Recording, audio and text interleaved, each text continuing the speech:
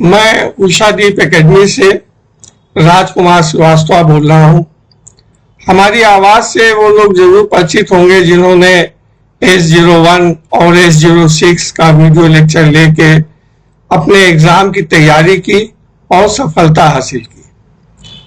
हम साथ ही साथ उन लोगों को भी धन्यवाद देना चाहते हैं जिन्होंने अच्छा फीडबैक देके, अच्छा रिव्यू देके हम लोगों को काफी उत्साहवर्धित किया और संतोष प्रदान किया। एग्जाम सर्विस का जो है उसमें जो कंपलसरी सब्जेक्ट है या मोटर का इंश्योरेंस का है या जो भी सब्जेक्ट्स है वो इजी है, कंफ्यूजिंग है थोड़ा सा, लेकिन हम लोगों ने कोशिश किया है कि वीडियो लेक्चर के माध्यम से बिल्कुल सिंपल लैंग्वेज में, जो हिंदी और इंग्लिश को मिक्स करके एक सिंपल लैंग्वेज में चीजों को समझाया जाए। ये भी कोशिश रही है कि जो भी कंसेप्ट है उन कंसेप्ट को बार बार जो है रिपीट करके स्टूडेंट्स को बताया जाए, जिससे उनको गहन जानकारी हो सके और एग्जाम देते समय कोई कंफ्यूजन ना होने पाए। अब एक नया प्रयास है S03 का। S03 में जैसा आप लोग जानते हैं इसमें दो बुक्स कवर की जाती हैं। एक है IC60 जो marine cargo insurance underwriting and principle के लिए है, और दूसरा है IC66 जो मैरीन इंश्योरेंस क्लेम्स का है। IC60 का वीडियो लेक्चर कंप्लीट हो गया है और कुछ लोगों का डिमांड था कि हाँ IC60 अगर कंप्लीट हो जाए तो वो आप डाल दीजिए, अपलोड कर दीजिए। तो IC60 आप लोगों को ऑफर किया जा रहा है। ये मेन बुक है, इसमें अंडरराइटिंग और प्रिंसिपल को बिल्कुल बहुत ही डिटेल में इसमें डिस्कशन किया गया है। और दूसरी चीज है कि अगर IC60 अगर आप लोग समझ लेते हैं एक बार सारी चीजों को, तो IC66 खुद भी पढ़ के उसमें आपको कोई प्रॉब्लम नहीं होगी, क्योंकि ज्यादातर चीजें ऐसी हैं जो मिलती जुलती हैं। और जो प्रिंसिपल्स हैं मैरीन कार्गो इंश्योरेंस के, अगर वो एक बार समझ में आ गया तो मैरीन इंश्योरेंस क्लेम्स को जो भी समझने में ज्यादा प्रॉब्लम नहीं आएगी। हालांकि हमारी ये कोशिश है कि आने वाले टाइम में IC66 को भी कंप्लीट किया जाएगा, लेकिन अभी उसमें टाइम लगेगा। तो IC60 जो है ये आप लोगों को ऑफर किया जा रहा है। इसका डेमो है, ये डेमो आप लोग सुनिए और डेमो से अगर आपको संतुष्टि मिलती है कि हाँ ये चीजें आपको जो सब्जेक्ट है वो समझ में आ रहा है, तो आप फिर इसका पूरा वीडियो लेक्चर ले सकते हैं। दूसरी चीज ये भी है, लोग कहते हैं, स्टूडेंट्स भी कहते हैं कि हाँ इसकी प्राइसिंग जो है, लेकिन प्राइसिंग के मामले में हम आप लोगों को बता दें कि बहुत ही मिनिमम प्राइस रखा गया है। ये कंसीडर करते हुए कि चूंकि आप लोग जो है मोस्टली अनएम्प्लॉयड बैकग्राउंड से आते हैं तो इसकी प्राइसिंग इतनी ना रखी जाए। लेकिन प्रॉब्लम ये है कि ये वीडियो आप लोगों तक पहुंचाने में दो एजेंसियां और इन्वॉल्व होती हैं। वो पेड एजेंसीज हैं जैसे यूट्यूब है और जो हमारा सॉफ्टवेयर वेंडर है, तो इस वजह से जो है इसकी कास्ट जो है बढ़ जाती है। फिर भी कोशिश यही रहती है कि मिनिमम प्राइस रखी जाए और मिनिमम प्राइस पे ही इसको ऑफर किया जा रहा है। तो ठीक है, आप लोग जो है वीडियो लेक्चर एक बार देखिए और फिर उसमें अगर कोई कहीं कुछ कमी होती है या वीडियो लेक्चर सुनते समय, तो हम लोगों का ये ओपन ऑफर रहता है। हमेशा स्टूडेंट से बोलते हैं कि अगर आपको कोई भी सब्जेक्ट है, S01 है, 06 है, इंजीनियरिंग का है, S05, उसमें अगर कोई चीज आपको नहीं समझ में आती है वीडियो लेक्चर सुनने के बाद भी, तो आप उसको नोट करते जाएं। नोट करने के बाद आप टाइम ले लें और हम लोग गूगल मीट या व्हाट्सएप के माध्यम से जो भी आपकी क्वेरीज होंगी उनको दूर करने की कोशिश की जाएगी। ये ओपन ऑफर रहता है, इसके कोई चार्जेस भी नहीं होते हैं और बहुत से स्टूडेंट्स जो है कांटेक्ट भी करते हैं। एग्जाम के टाइम में तो काफी व्यस्तता हो जाती है, लेकिन कोशिश यही रहती है कि जितने भी स्टूडेंट्स हैं उनकी जो भी क्वेरीज हैं उसको सॉल्व किया जाए। चलिए, ओके, थैंक यू। आप लोग डेमो देखिए और डेमो अगर आपको सूट करता है, उससे चीजें समझ में आती हैं, तो फिर आगे फर्दर उसको लेने के लिए तैयार कीजिए। Okay, thank you. The Oxford English Dictionary defines marine as relating to or found in the sea. A marine insurance as relating to shipping or naval matters. मतलब ये जो marine means क्या है, जो डिक्शनरी बताती है कि ये समुद्र से संबंधित चीज है। तो इसमें शिपिंग या नेवल मैटर, नेवल मीन्स कि जहां पे नौका हो, नाव द्वारा शिप हो, या जो भी चीजें समुद्र से संबंधित हैं, वो सारी चीजें मैरीन इंश्योरेंस में आती हैं। मैरीन उसको डिफाइन करता है। This gives us a fair indication of what marine insurance could be, but in practice the definition is much wider. तो ये एक इंडिकेशन है जो मैरीन का जो बताया गया है, लेकिन एक्चुअल में देखा जाए तो इसको जब आगे हम लोग डिस्कस करेंगे तो ये काफी वाइड है, काफी विस्तृत है। कैटेगरीज क्या क्या आती है मैरीन इंश्योरेंस में, इसे देखिए कौन कौन सी कैटेगरी। एक तो है मैरीन कार्गो इंश्योरेंस, फर्स्ट आता है। This involves insurance of goods in transit from one place to another by any means of transport through sea, air, rail, road, inland waterways, registered post parcels and couriers. तो जो cargo insurance है ये विशेष रूप से उससे संबंधित है जहां पे ट्रांसपोर्टेशन का है, ट्रांजिट से संबंधित है, जहां पे एक सामान को एक स्थान से दूसरे स्थान पे ले जाया जाए। कैसे ले जाया जाए, वो समुद्री रास्ते के द्वारा भी जा सकता है, बाई एयर भी जा सकता है हवाई जहाज के थ्रू, या बाई रेल जा सकता है, बाई रोड ट्रक ट्रांसपोर्ट के थ्रू जा सकता है। इनलैंड वाटरवेज होते हैं, इनलैंड वाटरवेज उन्हें कहते हैं जो एक कंट्री के अंदर, एक कंट्री के एक पोर्ट से उसी कंट्री के दूसरे पोर्ट में अगर कोई गुड्स भेजा जाता है तो उसे इनलैंड वाटरवेज बोलते हैं। साथ ही साथ रजिस्टर्ड पोस्ट पार्सल्स और कोरियर्स। पोस्ट पार्सल मीन्स जो आपने अक्सर रजिस्ट्री करते होंगे या कोरियर के थ्रू सामान भेजते होंगे, तो सब सारी चीजें मैरीन कार्गो इंश्योरेंस में कवर की जाती है। The guiding principle is that the transit should be under a contract of affreightment. मतलब जो भी सामान भेजा जाएगा वहां पे एक चीज जरूरी है कि वहां पे अफ्रेटमेंट का कॉन्ट्रैक्ट होना चाहिए, भाड़े का अनुबंध।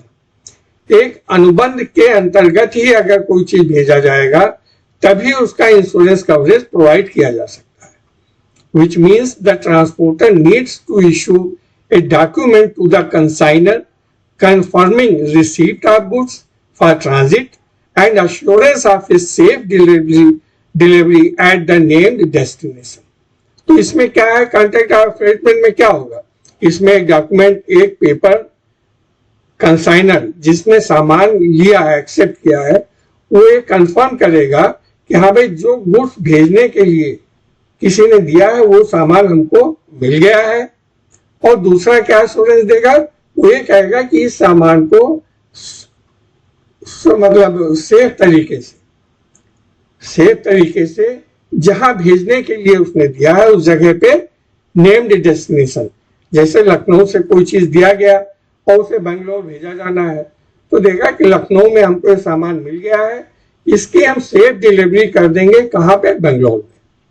तो ये एक डॉक्यूमेंट वो देता है, उस डॉक्यूमेंट का नाम होता है, आगे हम लोग देखते हैं। The consideration for this contract is the amount of freight which is payable.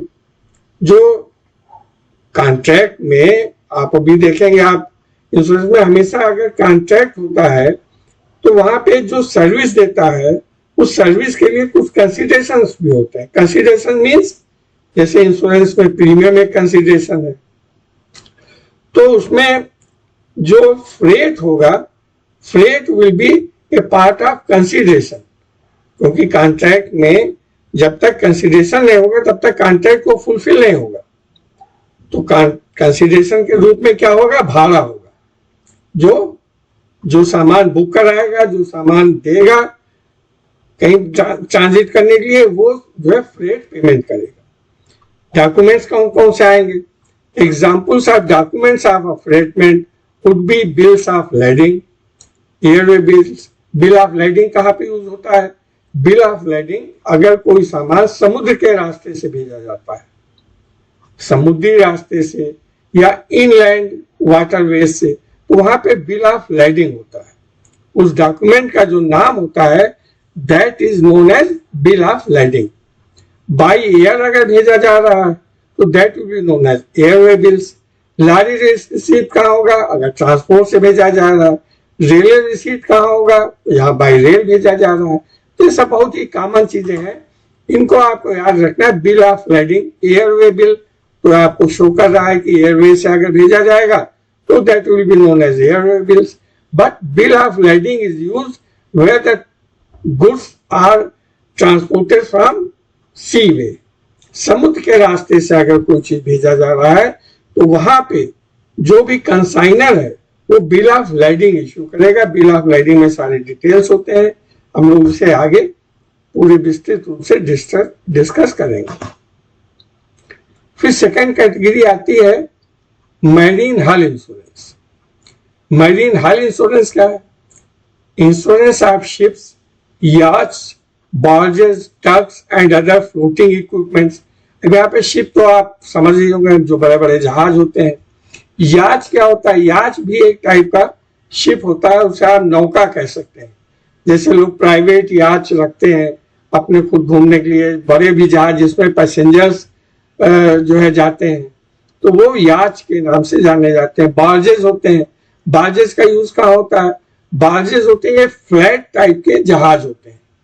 तो बार्जेस का यूज वहां होता है, एक तो अगर छोटी कम डिस्टेंस की जगह पे कोई चीज भेजना है वहां पे बार्जेस से भेज सकते हैं, या फिर का जो समुद्र में जो यूज होता है वहां पे शिप जो है वो पोर्ट तक नहीं आ पाता है, क्योंकि पोर्ट के पास जो है पानी कम होता है और समुद्र को जो है, समुद्र में जो है जहाज को आने के लिए पानी ज्यादा चाहिए।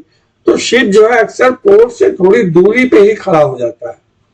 तो जो सामान लोड होने होते हैं वो बार्जेस के थ्रू, बार्जेस पे लोड करके फिर शिप के अंदर पहुंचाया जाता है। तो बार्जेस होते हैं। फिर आता है टग्स। टग्स क्या होते हैं? टग्स होते हैं जो खींचने का काम करते हैं, कि कोई शिप जो है फंस गया, धंस गया कहीं पे, तो उसको टग्स जो है बहुत पावरफुल होते हैं। जैसे आप क्रेन समझ लीजिए या कोई चीज जो खींचने की, तो वो खींचने का काम करते हैं। वो भी एक टाइप का शिप होता है जो पानी के अंदर ही रहते हैं। कोई जहाज समझिए अगर कहीं धंस गया, तिरछा हो गया, तो टग्स जो है एक तरफ से, दो तरफ से, तीन तरफ से, चार पांच टग्स लग के उसको खींच के सीधा करते हैं। तो ये सारे जो है क्या है? ये फ्लोटिंग इक्विपमेंट की है। तो ये कह रहे maritime operation against the loss of और डैमेज टू द हल and machinery is covered under marine हल इंश्योरेंस। तो इसके जो लॉसेज होते हैं, जो डैमेजेस होते हैं, वो मैरीन हल इंश्योरेंस में कवर किए जाते हैं। तो यहाँ पे देखिए, जो सामान होगा जहाज के अंदर, जो गुड्स हैं, वो किसके अंदर कवर होंगे? That will be covered under marine cargo insurance. लेकिन अगर शिप को इटसेल्फ अगर लॉस हो जाता है, डैमेज हो जाता है, तो that will be covered under marine हल इंश्योरेंस। तो ये बिल्कुल क्लियर होना चाहिए। मैरीन कार्गो इंश्योरेंस सामान के इंश्योरेंस के लिए है, और मैरीन हल इंश्योरेंस जो है वो शिप हो, याच हो, बार्जेस हो, टग्स हो, या कोई भी फ्लोटिंग इक्विपमेंट हो, उसके डैमेजेस के लिए मैरीन हल इंश्योरेंस आता है। अब नेक्स्ट आता है मैरीन इंश्योरेंस में marine DSU. DSU means delayed startup. Delayed startup. This is insurance of loss of profit and fixed expenses, namely standing charges. DSU covers are always given in conjunction with marine cargo insurance, where project materials are in transit. If there is a loss to the cargo during transit, which results in project period getting extended beyond the scheduled date of completion, DSU insurance would compensate the assured for the profit which would have been earned had the project been completed on schedule and the fixed expenses which have to be incurred whether the project is completed or not. तो DSU ये आपको समझाते हैं कि जहां पे कोई project है, अब कोई प्रोजेक्ट समझ लीजिए कोई हाइडल का, बिजली का, पावर का कोई पावर प्रोजेक्ट है जिसमें बड़े बड़े टर्बाइंस यूज होने हैं। अब पावर प्रोजेक्ट तो स्टार्ट हो गया, उसका इनाग्रेशन हो गया, वहां पे सिविल काम शुरू हो गया, लेकिन इसके पहले टरबाइन चूंकि बाहर से आनी है तो टरबाइन का ऑर्डर दिया गया। अब टरबाइन अगर बाहर से आ रहा है और टरबाइन आते समय बीच में कोई एक्सीडेंट हो गया, कोई डैमेजेस हो गए या शिप आपस में टकरा गया, कोई भी रीजन से अगर टरबाइन को आने में डिले हुआ, उस डिले की वजह से जो पावर प्रोजेक्ट है वो पावर प्रोजेक्ट डिले हो गया। सपोज कीजिए 1 जनवरी 2023, 1 जनवरी 2023 को प्रोजेक्ट कंप्लीट हो जाना था, यानी पावर प्रोजेक्ट कंप्लीट होकर रन करने लगता, लेकिन चूंकि टरबाइन जो है वो टरबाइन आने में डिले हुआ, उसके डिले की वजह से प्रोजेक्ट 6 महीने बाद स्टार्ट होगा, यानी अब शुरू होगा 1 जून 2023 को। तो 2023 को अगर शुरू तो 6 महीने, अगर 1 जनवरी 2023 को प्रोजेक्ट शुरू हो जाता तो जो भी ओनर है उसको प्रॉफिट होने लगता। भाई उससे जो प्रोजेक्ट में जो दिया है कि हाँ भाई ये अगर इतने टाइम शुरू होगा तो उसको मंथली ईयरली इतना प्रॉफिट होगा, लेकिन चूंकि टरबाइन डैमेज हो गया ड्यू टू ट्रांजिट में टरबाइन डैमेज हो गया, उसके डैमेज होने की वजह से जो पावर प्रोजेक्ट था वो 6 महीने डिले हो गया। जो पावर प्रोजेक्ट स्टार्ट होना था, इसीलिए इसका नाम है डिलेड स्टार्टर, यानी जो पावर प्रोजेक्ट स्टार्ट होना था उसमें 6 महीने का डिले हो गया। तो 6 महीने का जो प्रॉफिट का लॉस हुआ उसके ओनर को, वो डिले जो है, जो डिले की वजह से जो प्रॉफिट का जो लॉस हुआ, that will be covered under marine DSU insurance. क्योंकि अगर सही टाइम पे आ जाता, प्रोजेक्ट शुरू हो जाता, उसको प्रॉफिट होने लगता, कोई दिक्कत नहीं थी, लेकिन ट्रांजिट में टरबाइन डिले हो गया, उस डिले की वजह से प्रोजेक्ट जो है वो देर में शुरू हुआ। तो देर में शुरू हुआ तो उसके जो भी प्रॉफिट है वो एक्सपेंसेस पे करेगी, साथ ही साथ फिक्स्ड एक्सपेंसेस भी पे किए जाएंगे। फिक्स्ड एक्सपेंसेस क्या हुए कि जो 6 महीने तक उसके जो कैंटीन के एक्सपेंसेस हैं, ऑफिस के एक्सपेंसेस हैं, वो सारे एक्सपेंसेस तो होते रहेंगे ना भाई। वो सारे एक्सपेंसेस जो फिक्स्ड एक्सपेंसेस हैं, जैसे उसमें बैंक का इंटरेस्ट आएगा जो लोन लिया है, और जो उसमें एम्प्लॉइज ऐसे हैं कि जो ऑलरेडी उनको काम करना ही करना है ऑफिस में, तो ये सारी चीजें अभी हम लोग आगे इसको काफी डिटेल में करेंगे। यहाँ भी आपके माइंड में सेटअप हो जाना चाहिए कि ये कैटेगरी कौन कौन सी है, जिससे कंफ्यूजन ना होने पाए। तो तीसरा ये हो गया मैरीन डिलेड स्टार्टअप। अब फोर्थ आता है मैरीन लायबिलिटीज। लायबिलिटीज क्या होंगी? लायबिलिटीज आप लोगों ने मोटर इंश्योरेंस में उसमें भी देखा होगा, जहां पे थर्ड पार्टी लायबिलिटी, जहां पे जिसकी जिम्मेदारी फिक्स होती है और उसकी जिम्मेदारी ये फिक्स होती है कि आपकी वजह से लॉस हुआ है तो आप जो भी लॉस हुआ है उसकी देनदारी आपकी बनती है, आप उसको पे कीजिए। That is known as liability, जहां पे देयता बनती है। This is a specialised branch of marine insurance dealing with various interests associated with shipping industry and maritime of the common policies under this class of insurance or liability। तो इसमें liability कैसे fix होती है? एक तो होते हैं stevedores. Stevedores liability. Stevedores कौन होते हैं? स्टीव ड्रोअर्स होते हैं कि जो शिप में सामान लोड अनलोड करने के लिए वो काम करते हैं। तो बहुत बड़ी बड़ी कंपनियां होती हैं, आप देखते होंगे कंटेनर्स वगैरह जो लोड होते हैं शिप पे या वो अनलोड होते हैं, उनको उतारा जाता है। तो इसके लिए कोई ऐसा नहीं कि 2 लेबर या वो, इसमें इंडिविजुअल कंपनीज होती हैं जो उसकी लोडिंग और अनलोडिंग दोनों देखती हैं। तो वहां पे उनकी भी लायबिलिटी फिक्स, क्योंकि अगर लोड करने में उनको डिले हो गया या डैमेज हो गया तो उनकी लायबिलिटी आती है। फिर आती है टर्मिनल ऑपरेटर्स लायबिलिटी। जो पोर्ट का टर्मिनल है वहां पे ऑपरेटर्स होते हैं, जो पोर्ट को संचालित करता है, उसकी किसी कमी की वजह से अगर कोई नुकसान हो जाता है तो वो टर्मिनल ऑपरेटर्स की लायबिलिटी आती है, वहां नुकसान की भरपाई उसको करनी पड़ती है। फिर आता है फॉरवर्डर्स लायबिलिटी। फॉरवर्डर्स कौन हुए? फॉरवर्डर्स वो है जो सामान को कलेक्ट करते हैं और फिर ट्रांसपोर्ट से या शिप से या रेल से उसको भेजते हैं। जैसे ट्रांसपोर्ट एजेंसीज होती हैं, सिंपल लैंग्वेज में ट्रांसपोर्ट एजेंसीज जैसे होती हैं, उस टाइप से जो है फॉरवर्डर्स वर्क करते हैं। तो सभी में होते हैं, रेलवे में भी, ट्रेन और ट्रांसपोर्ट में भी। अगर बाई ट्रक जा रहा है, अगर बाई शिप जा रहा है, तो जो भी फॉरवर्डर्स है अगर उसकी गलती की वजह से है तो फॉरवर्डर्स लायबिलिटी है। सारी पॉलिसीज हम लोग अभी आगे चल के डिटेल में डिस्कस करेंगे।